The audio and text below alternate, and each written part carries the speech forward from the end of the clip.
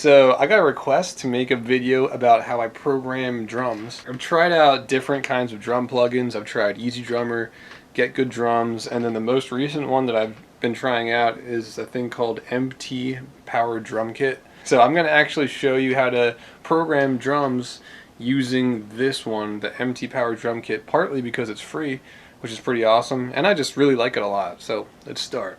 So obviously you got to download MT Power Drum Kit. Like I said, it's free. So I'm using Reaper right now, but I'm assuming that you can use this in any kind of DAW. But I'm going to be using Reaper, so if you don't have Reaper, you can download that for free as well. Alright, so now we have Reaper up. Just started a new project. So I'm going to go to Options right here. And I'm going to go to Preferences.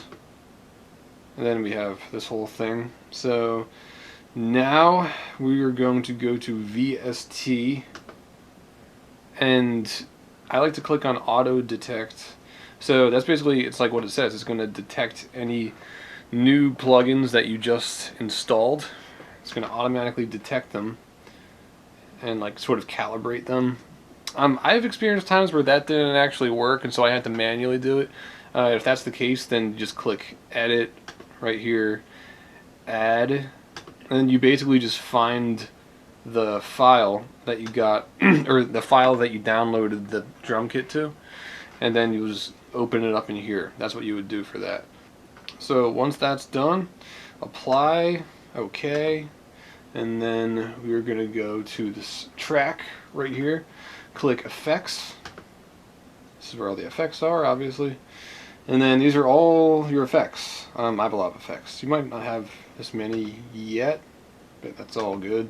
So anyway, just find MT Power Drum Kit. For me, it's right here. And Instruments. For you, it might be in all plugins, VST. You know, it might be in one of these folders. For me, it's in Instruments. So click that, MT Power Drum Kit. Click OK. So basically, when you click into it, the screen comes up, and you can choose to skip this whole thing. It asks you for a donation. So it says that if you do donate, then it'll give you a registration key, which lets you bypass this screen. So you can do that if you want. I just kind of skip it. And so skip, and now we can use it. Now it's essentially free. Alright, this is the drum kit. These are all the thingies. So you got the kick drum, you got the snare, you got a hi-hat, got this left and right crash, and you got these toms. No, tom 1, tom 2, tom 3, I believe. Then you got this little bell thingy, and then you got China. Alright. I'm going to go to Insert, New MIDI Item, right here. And now we can start messing around with this and creating some drum tracks. Alright. So, if you're not familiar with MIDI, maybe just spend some time getting used to it. But basically, well, I didn't mean to do that. So basically, it looks like a little keyboard here. It's like a digital keyboard, and pretty much every single key represents another drum, more or less. It looks like for this particular plugin, it starts around here, and then it ends, I think, around here. So if you noticed, it's labeled C in C's, like C1, C2, all the way up to C9. That's just a way to organize this, basically. So the actual drums start around here, which is right below C2. And these are the kick drums. And then you go up here. These are the snares. This is the toms. And then the black keys right here are like hi-hat. This is the hi-hat closed, hi-hat open. So all these different little tones, you can experiment. So you see these numbers right up here, and these vertical lines going down like that. Basically, this is just a way to map it out, to like organize it, so it makes a little more sense when we're programming the drums. So basically you see that there's 1, 2, 3, 4. There's 4 of these vertical lines, and they're numbered up here. And that basically, all 4 lines basically represents an entire measure, since we're in 4/4 time signature, if that makes any sense. I mean, I usually start with the kick drum. So I'm going to start with the kick drum right here. So that's the very first beat of the entire song. And then put another one right here on this thing. The second vertical line right there. Third one right here. And just to show you. And then the fourth one right here. And notice that when I'm putting these here, I'm putting them to the right of that vertical line right here, because if I put it to the left of the line, then that would mean that when I played it back, then the kick drum's going to come in like a hair before the beat, which is like not what we want in this situation. So I'm just going to put it to the right of this line. Now if you play it back, it's going to sound like this. Alright, so that's pretty basic. And then if you want the snare, you know, you can actually just do this. Is another thing you can do, just like kind of click a lot and then kind of drag these to where you want. So I'm going to put this snare like right in the middle. I'm going to put this also right in the middle. Let's just say we're just experimenting. We'll put this snare on the actual kick and then this one on the kick. And let's see how that sounds. We have another one left over. Let's just delete that one. Alright, so let's see how that sounds. This is very creative. You can go all into this. And it's basically the same thing with everything else. It's like they got the toms up here, so try that, I guess. Go crazy with it. Got a cymbal right here. Let's start off the measure with the cymbal, the crash. Let's put the little bell here. And another one right here. We're just randomly doing this. I'm not sure how this is actually going to sound, but just for the sake of trying shit. Put that in here.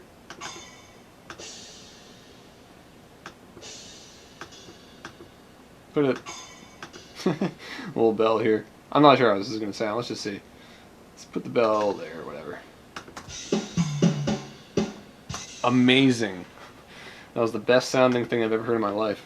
This is going to be really important. So you might notice that all of these little squares are different shades of like red and orange.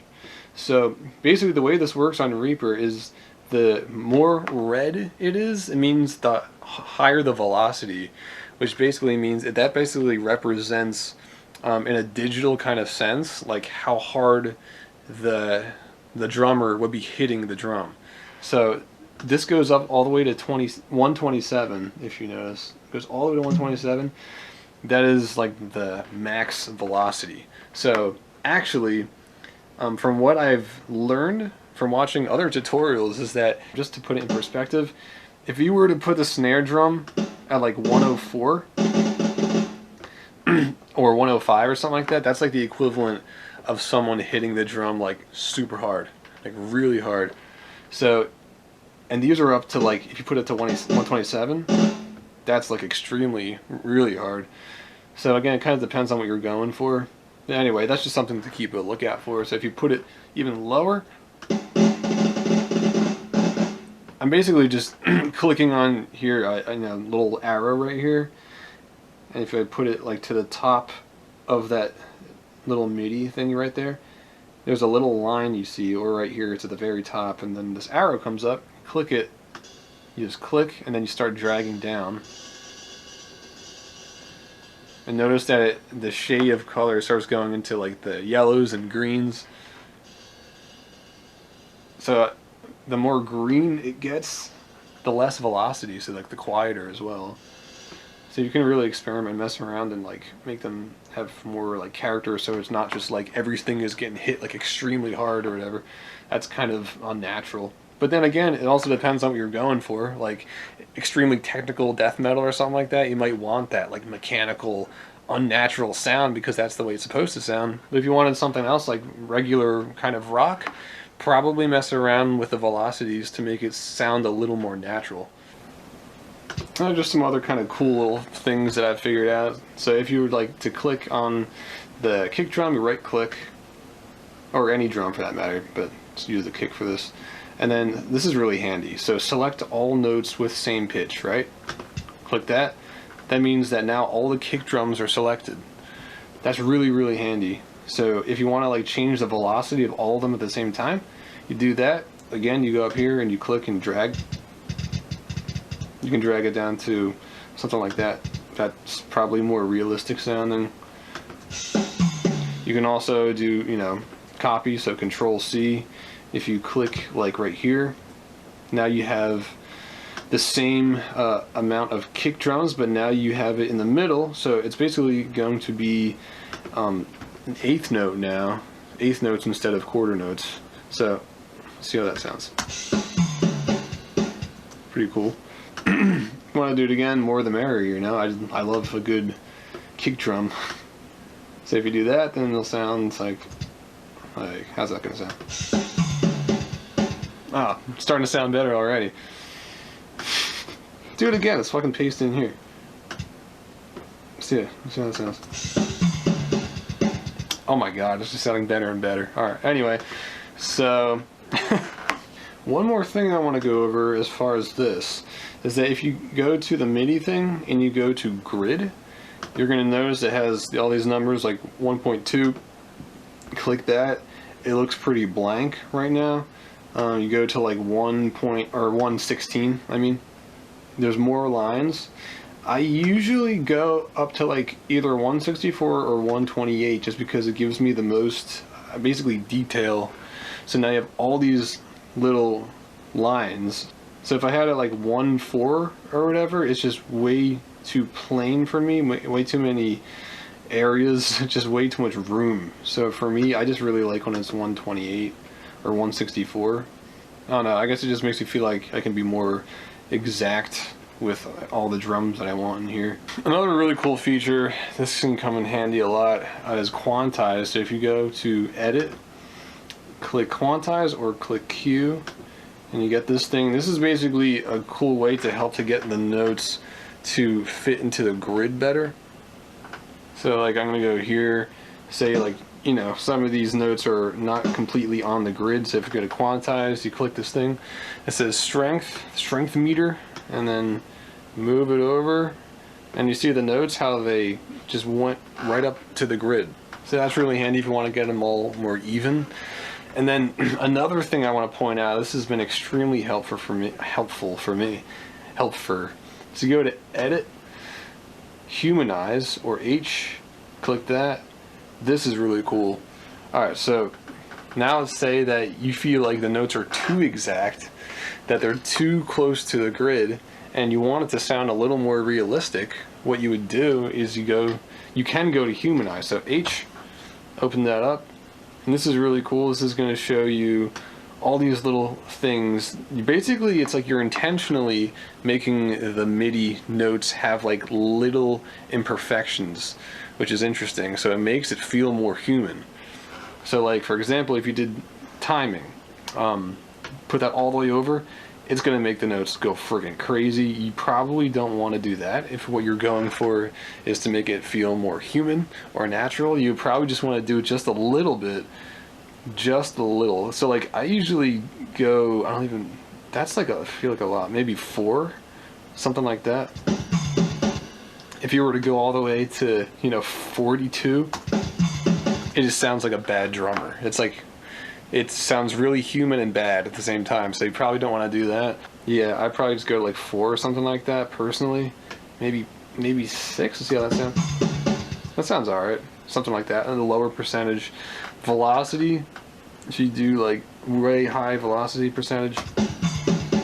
So it's kind of the same thing. It almost like randomizes this thing. It randomizes the velocity a little more as you do it. So if you put it like way up, 100% velocity, it just seemed like the velocity of each MIDI thing is just really extreme. So I don't want that either. Like I said, I like to make it more subtle, so I'm probably going to just put it around here. I don't know, 17 maybe? Something like that. Timing bias. So the more I move this all the way to the right, the more the notes move as well. So let's see, if you put it like all the way to the right, see how it sounds? It's actually not that different. But I also just kind of like to put this around here.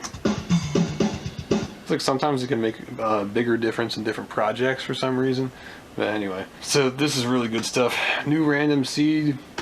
I guess that just means that it completely picks something at random for you to do. And see if you like it. I thought it sounded pretty good. Anyway, you can also do selected notes. I like to do all notes because I like to humanize the entire project. Alright, another thing that you can do is if you go back into effects, and then actually you're probably going to see the drum kit thing. So what you can do first of all, if you go into mixer, it's literally what it says. It's like a digital mixer. So It has all the different drums right here, like kick, snare, all the stuff, hi-hat, and then you have the panning, so you can control the panning, like if you want, let's say the toms to go, really far to the right or left or whatever, you do that. I mean, this is like pretty much set I think in a good way, as far as the panning already, but you can mess around with that if you want. And then the volume controls right here, the faders to, just control the volume on each individual drum. Then it looks like these are compressors, which is interesting. I never really use these that much, but it's something you can mess around with. Alright, now grooves. This is something that I just recently realized is in here, and it's a pretty cool feature. So basically, if you don't want to manually select every single MIDI thing and create the drum track manually, then what you can do is go to here, grooves, and it has pre-made grooves. And I actually haven't really used these that much because a lot of the times I like to do it manually for some reason, but every now and then I do like to go to the grooves. So anyway, this can make it easier. So let's just say 8th closed hi-hat. This is a groove sample.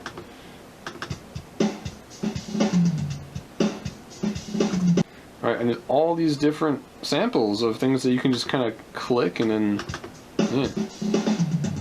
just different things. It's really cool. Let's see, you have, because I never really used these that much yet, so this is kind of new for me as well. This is pretty cool. Let's click that, try that. Yeah, so that was called the 4th open hat. If you go even further, you got shuffles. I don't really use shuffles, but let's see how that sounds. Oh yeah. Oh yeah. And then if we go even further down, let's see, 6/8 grooves. Let's see how that sounds for the China. Try a snare ghost.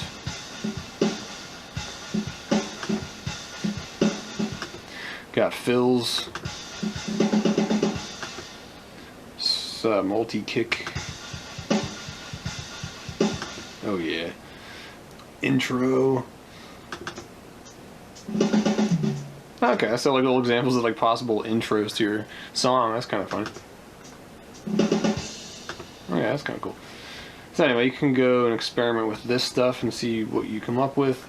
Another good thing about this is you can click one of these, like for example this one, drag it into your project, and now it's here. And all the MIDI is already set up. So like I said, this can be a cool starting point, and it already has the velocities all kind of configured in a certain way. So this can be a cool thing. It makes it a little easier than actually clicking every single thing like I did here. If you go here, it says the velocity, so soft, normal, and heavy. So just based on what I was saying, that's pretty self-explanatory. That's pretty cool. So just based on what you're going for, you can kind of mess with that. That's pretty cool. So if we go back to the mixer real quick, it says out one under all these things. So basically, if you wanted to be able to have complete control over every single drum, every cymbal and everything, and be able to tweak the tone as much as you want as far as mixing, using EQ or whatever, and then this is what that's for, out one. But that's kind of getting more into the advanced realm, so if you wanted me to make another video based on that, then I could go into that for you if you want. So again, you can just copy, paste here. Now we have 2 in a row. Another thing that I do a lot is if I go in here, click this side, the very side of it where the measure ends, this little arrow thingy comes up, click it, and then drag it to the right. We're expanding this MIDI item, so now we have all this other room to do other stuff with drums, create more drums, or if we wanted to.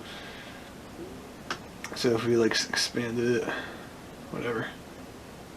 Another thing you can do, if you go to this track that I made, or whatever, any track, you click that, and then you drag it, click the end of it, start dragging, and it'll just start to duplicate the track as well, so that's pretty cool. Alright, so if there's anything else that you want me to go over involving drum stuff, like programming drums or anything else with Reaper, let me know. If you're new to my channel, I post stuff every Monday and Thursday, so definitely subscribe. I just started posting kind of tutorial stuff like this, but I usually do like guitar performances, and I also do guitar and like music related tips every now and then. I also just started a Patreon, so if you're interested in becoming a member of my Patreon, I offer really cool exclusive content that you can only get there. And I'm going to put the link in the description below. And yeah, I hope that helped, and let me know if you tried it and anything that you've come up with involving drums. I'd like to hear what you've come up with. And yeah, I hope you enjoyed that. I thought it was fun. I enjoyed myself, and I'll see you in the next video, which should be somewhere around here. Alright, see you later.